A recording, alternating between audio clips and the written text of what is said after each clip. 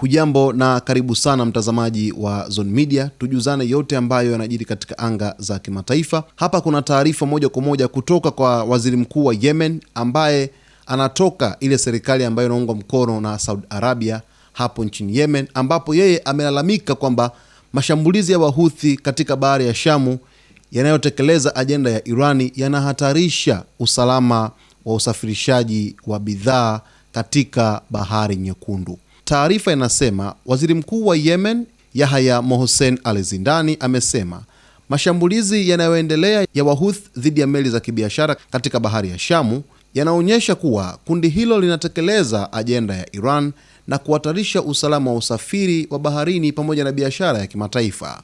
Kupitia ujumbe aliochapisha kwenye mtandao wa X, Al-Zindani alisema mashambulizi hayo yanahatarisha uhuru wa usafiri wa baharini, yanavuruga minyororo ya usambazaji wa bidhaa duniani na kudhoofisha juhudi za Umoja wa Mataifa za kuleta amani katika eneo hilo na kimataifa. Alisisitiza kuwa kulinda uhuru wa usafiri wa baharini na usalama wa njia za kimataifa za majini ni jukumu la pamoja la jumuiya ya kimataifa. Hivyo alitoa wito kwa mataifa mbalimbali kuchukua hatua madhubuti zaidi ili kuwazuia Wahuthi na kukata vyanzo vinavyowasaidia.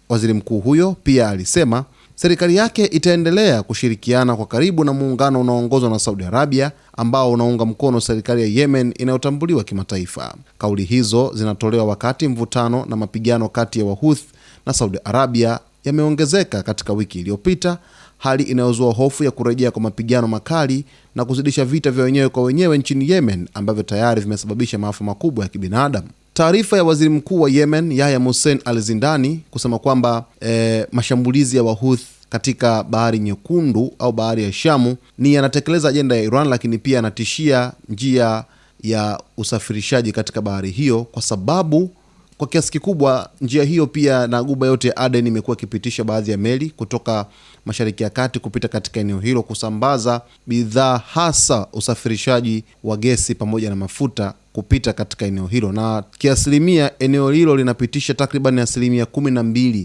ya bidhaa zote duniani.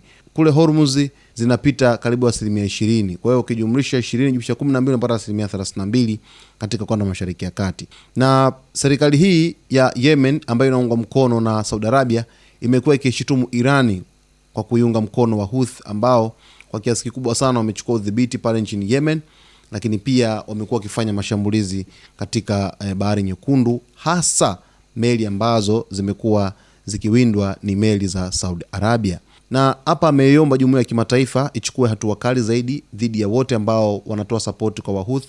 Hapa moja kwa moja imemaanisha dhidi ya Jamhuri ya Kiislamu ya Iran.